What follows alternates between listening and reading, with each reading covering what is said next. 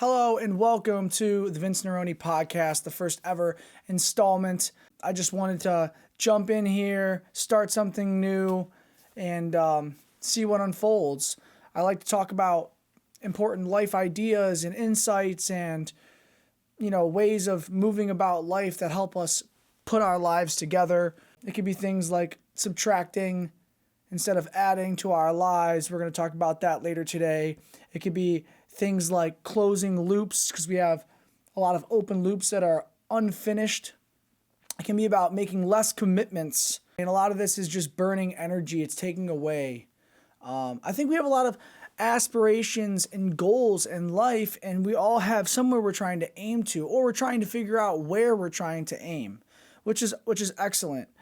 And I find myself doing this all the time, but we're allowing that to be sabotaged on our end by accident. And the way that this works is we make commitments or we have obligations, and then we don't finish what we start, or we shouldn't have made the commitment in the first place, and it starts to pull from us, and this creates a feeling of overwhelm and creates a feeling of stress. A lot of times people will ask me to go out places. I remember one of my friends just recently, I was at lunch for work, and she asked me, she's like, hey, there's this thing going on, do you want to come out to it? And I told her, you know what? Honestly, I've been saying yes to so many things. I'm just going to tell you no. That's literally what I said to her. And she was super cool about it. And you know what? If she wasn't cool about it, or if they aren't cool about it, then they're weird.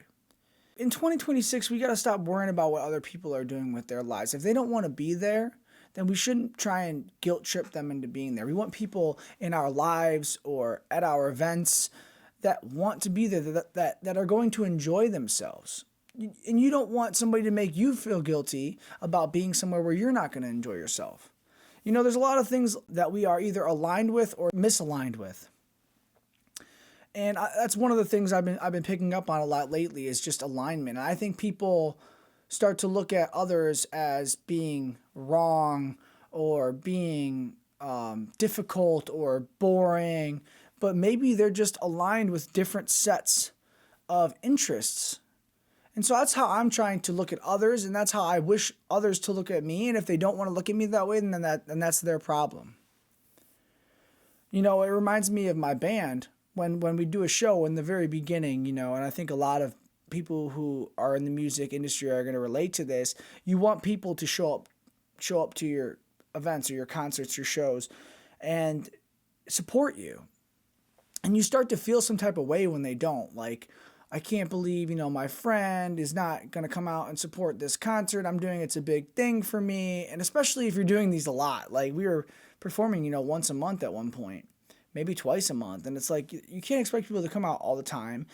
And the people that you want at your show are the people that are going to be jamming, who have their heart into the event. And somebody who's just being dragged out because they're a people pleaser and they're guilt tripped to be there, they're going to be sitting there, they're going to be a fly on the wall, and they're going to leave as soon as they possibly can. They might even leave, a quarter into the show just to show face. You know what I'm saying? So we don't want those people. It's not that we don't respect those people. Maybe they're just aligned with something else. And to be frank, too, I don't like going to concerts. I like to perform at a concert, but I don't like to go to concerts. So, yeah, I don't go to a lot of people's shows. And if they don't like that, then that's fine. I'm sorry. I have never been to my favorite artist's show. You know what I mean? Like, that's just not something I'm into. I don't like loud music in a crowd. I don't like a lot of people around me, which is ironic. I understand, being somebody who was in a band myself and wants people to come to my shows, but I'm looking for people to come to my shows that love that atmosphere. I also don't like clubs. I don't like raves. You know what I mean? You're not going to find me there. I don't like bars that much, except for special occasions. So let's just say no. Saying no, oh my God, it feels so good. It's like, oh, remember when somebody asked me to go to this thing this weekend and I turned it down? And then, I felt guilty for a second, but now it's this weekend and I don't have to go? Wow. Doesn't that feel fucking great? Yeah, it does. I'm going to actually do the productive thing I want, or even better, I'm going to fuck off and I'm going to play a game, or I'm going to enjoy my time. And then I'm going to plan accordingly for maybe real social time, doing an activity I do enjoy with people I do enjoy. So there's no lose here. We feel like we're going to lose friends. We're going to lose opportunities if we miss out. We get FOMO if we don't say yes. It's like all these things in our head, but I swear, at least in my experience, and maybe I'm crazy, 9 times out of 10, I'm happy I didn't go. I said no, and I'm upset when I said yes when I knew I was on the fence and I knew it might have just been a thing that I said in the moment. It's like, I know what I like, and you probably know what you like. And we know when it's probably better to say no. So I guess it's just when you're on the fence, say no. And this kind of bleeds into the other idea of subtraction, subtracting things from our lives. A lot of times we'll be on the fence with the objects we have in our house, with the items we hold on to. And in this day and age, 99% of the things are usually just distraction toys. They're just material things that we use to just keep us busy because boredom is so annoying. Because boredom sucks and we're so used to always being entertained with our phones, always being entertained with quick hits. But we have a thing called Amazon. If you order it, there's 1-day shipping. There's sometimes same-day shipping, overnight shipping. I mean, the thing is going to be here tomorrow, for God's sakes. So if you threw this thing out that might have been something that you did need, which is the chance is extremely low, it will be here very shortly. So the idea is just get rid of all of it. Our internal environment or our immediate environment, our home, is very similar to the inside of our brain, I found. I just recently organized my drawers, organized my closet, went through like a full clothing audit of like, what do I actually wear? What don't I wear? And I started just filling bags, bro. It was fucking great. And my girlfriend did the same thing. And that kind of started to bleed into different areas in our house and objects. And, next thing I know, I look around and my house is actually organized, which is honestly pretty crazy. I've lived here for 7 years, and I hate to say it, like, I've never been like the most neat systems guy, organized guy. I let things pile up. You'd have the laundry mountain, and you were never on it. And I finally created a system where it's like declutter / subtract. And then once all of it is kind of thrown out, you could build from there. So, I caught up to my laundry. I hung everything up once and for all, organized it once and for all. You could even get sick with it and label drawers, label places so that it's just easy on the brain. And it's front loaded, so it seems a little stressful. It seems a little like, I don't feel like fucking doing that. But once it's done, it's the opposite of stressful. So we're front loading, we're subtracting, and then build the system. The system for me now is every Sunday, I take whatever laundry is dirty, I clean it all throughout the day, and by the end of that Sunday, it's going to be hung up and put away. And it makes your life feel way more digestible, and you can attack these aspirations and these goals. It actually became kind of fun for me. I was doing my kitchen. We just redid my kitchen, so I just was constantly home. We were laid off work because of the winter season. It was cold, so I'm doing my kitchen. I'm organizing, and I think once you start building momentum, it's kind of like if you ever go to the gym and you have like a gym routine. Like at first, maybe those 2 weeks when you haven't gone for a while, it feels like kind of like a drag. But then you start to build that momentum, and these workouts are starting to hit hard, and like you start to want to go to the gym. You're excited to go to the gym. Well, I started to be excited to clean that next room or organize that next space because I felt how free and emptying it was for my brain. So that was really fun. And, a lot of you people who are already put together, you're like, yeah, no shit, dude. But, look, this is new to me. And like I said, this podcast is all about things that are really going on in my life and ideas and insights that I'm putting together in real time. And this is just something that I'm trying to point towards, Yeah, I think people tend to think life's really hard because they think they got to add more effort and more productivity and optimize. It sounds like, and it feels like work. It's like, I don't want to do more. I want to do less. I want to be more comfortable. The truth is you can actually have your cake and eat it too, in the sense that it's not about adding more. It's about taking stuff away. And it's a lot easier to take things away. It's a lot easier to walk around with a garbage bag and just start chucking shit out. I'm telling you, just trust me on that. Just take a couple garbage bags, walk around your house, and start throwing things away. Just do that and see where that gets you. So that's all great stuff. I got a couple notes here just trying to figure out. I'm not cheating, I swear. It's just like overall ideas, but yeah, this end idea here, it says the overwhelm fades, not because life got easier, but because your attention finally belongs to you again. It's true though.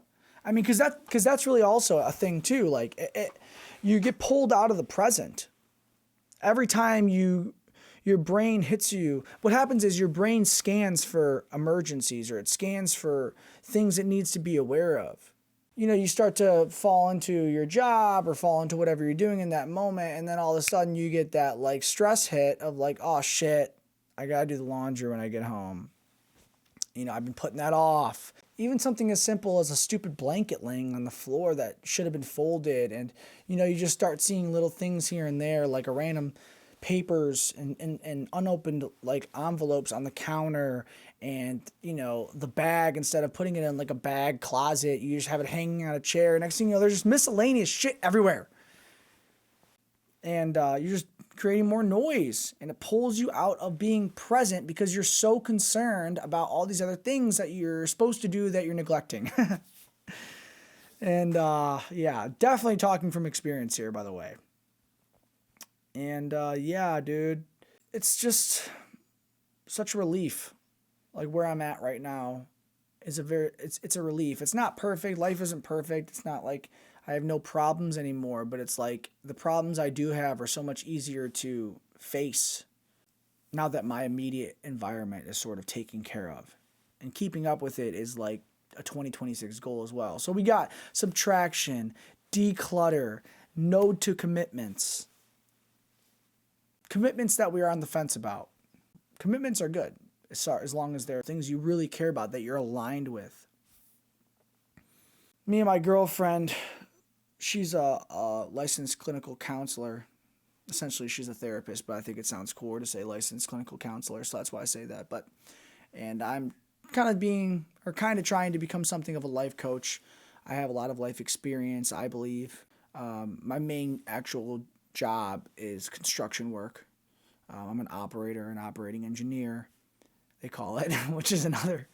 I just run like excavators and cranes, but operating engineer sounds cooler. So I like to say that. But it is a cool job though. I run cranes, excavators, and there's just a lot of micro skills in this. I think one of the other ideas I wanted to touch on was Keystone activities. And something like making a podcast or doing construction work touches on these. They are Keystone activities, and really it's just a collection of micro skills that you learn through the Keystone activities. So a lot of times you might be like, maybe you're somebody who doesn't really know where you're trying to go yet in life, and you just want to try and build value, because what life is to me, not what life is to me, but how to become successful in life and feel like you have meaning and purpose is by adding value to yourself so that you can serve the world and the people around you and the community around you. Relationships are really important to me. So if you're somebody who doesn't understand where they want to go, but you know that you just want to build skills because you want a good job and you want a career and you want to be able to support and provide for a family one day, or maybe you just want to support and provide for yourself. It's all about alignment here. But say you're somebody who doesn't know what's going on as far as what you love and your why and your purpose, well, aim towards a Keystone activity. It could be Brazilian Jiu-Jitsu is a really good one. That's another one I like to do. You just hop in there to a class and you start rolling, you start following along with what the teacher says, and next thing you know, you're building micro skills. You have communication with the guys in your school. You start to maybe build relationships, so you have better communication skills through it. Obviously, the physicality of it, you build confidence because you're defending yourself, you're learning a martial art. It's things like this. Or in construction, you're working with a crew, so again, communication skills. It's hard to do a lot of things. You have to actually be able to put pipes together. They have to line up perfectly if you're doing a piping job, for example. And there's a lot of math involved in that. And it's something, these jobs are actually pretty hard and complicated, and your foreman, when you first start off, is going to take you through that just by signing up as a laborer. You don't got to do very complicated stuff at first. You can just be the shovel guy or the top guy who lowers buckets down, and your job is kind of simple. But through being exposed to that keystone activity of construction, you start to pick up skills. And what these skills do is they build confidence in you. You know that you're a capable person because you're doing things that not everybody could do. Not everybody can grade with a bulldozer. It's really hard. I mean, you're grading to a half inch sometimes, especially if you're on like these football fields and stuff. I mean, you know, you got to grade really well, and it's a very tricky machine. Once you do something like that and you're like, damn, this is like hard. I learned how to do this. Damn, I can actually do this now. You go from like, I don't know how in the world I could possibly get in the machine and do what this guy's doing. I remember I'd watch my buddy Andy Matonis and like an excavator, and he'd be doing such great digging, and I would get in one and I'm like a fucking fish out of water, like, you know, and I'm like, I don't know how. But the thing is, you build reps in that machine, you know. Luckily for me, my dad was my boss, so he would let me hop into different machines and, you know, as a laborer, which that's kind of a frowned upon, you know, get reps in. And as you're just in the machine doing whatever you can at the skill level you're at, next thing you know, I'm not going to say I'm as good as Andy Matonis yet, who's, you know, been doing it for 20 years longer than me, but I am good. I'm a solid operator. I could work for any construction company. I really truly know that. And so when you know these things about yourself and it's a job that you saw somebody do that, or like, how the hell could they do that? Or performing on stages like that too. And these are just keystone activities. It's like you need to jump into the water. You have to jump off the cliff, even when you're afraid, and face that. One time my dad left me in a crane at the end of the day, and it was with this other concrete company pouring with this big clamshell bucket. Long story short, it was a scary ass thing. I'm probably 22 years old or something. I haven't had much crane experience, and he's about to leave. He left the job like an hour early or something to go like to a lake house or something. And I'm like, you know what I mean? Like just fucking white knuckling it, but I got through it. And that's a huge key as well. Just get through it, push through it. Because if you run away in that moment, you'll never do it again. Or you'll build up resistance to doing it even harder the next time. You need to fight through those moments. And that is what makes you a valuable, capable person. Getting through that moment was something that helped push me to get through more moments. And you have to realize, like, I'm not a special person. In fact, I've struggled with a lot of anxiety disorder in a lot of ways in the past. You know, there was times where I couldn't even go to class when I was at Ohio State for a little bit, just because I had this panic disorder. I'd get a panic attack, and then I'd be afraid of having a panic attack, so then I'd have another panic attack. So I was susceptible to anxiety a lot. And so being in a crane like that, only a couple years later, after sort of getting over this panic disorder, you know, it just made the situation worse. So like, you might be someone watching this like, well, you don't understand. I have depression or I have anxiety. It's like, I've gone through a lot of mental health things myself. You know, we can get through these things. And the moment you believe you can't, then you're right. But the moment you believe you can, then you're also right. Anyway, so I just wanted to get a first episode down. I didn't know what I was going to really talk about. I kind of had some notes written out, you know what I mean? I'm just trying to be kind of authentic. Just trying to be myself and talk about things I like and see where this goes and create a foundation to build from. Try and be an example to others to just sort of, you know, if you want to do something, it's just, you got to take overwhelming action. I love that. I love just taking overwhelming action towards something. I wanted to do a podcast. I felt a little bit stagnant. I bought this desk. I set all this stuff up. I got some decorations. I figured out how the camera should be set up, and the microphone quality and how to manually mess with the camera so it looks good. And I just did whatever it took, you know what I mean, to get this thing started. And I don't know, 5 days later, here we are.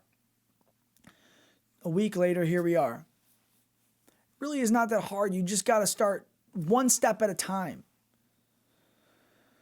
You just say, okay, I don't know what the end product is, but let me think about what the first step is. And you have ChatGPT these days. I mean, I talk to ChatGPT all the time as well. If I have a problem and I want to do something, say, hey, I want to do this. I want to pursue this thing. What's step one? Because sometimes ChatGPT, they like to give you like this whole fucking book about what to do. And I'm like, whoa, whoa, whoa, whoa, whoa, whoa. I cannot do that. I don't want to look at it like that. I'm like, just give me step one.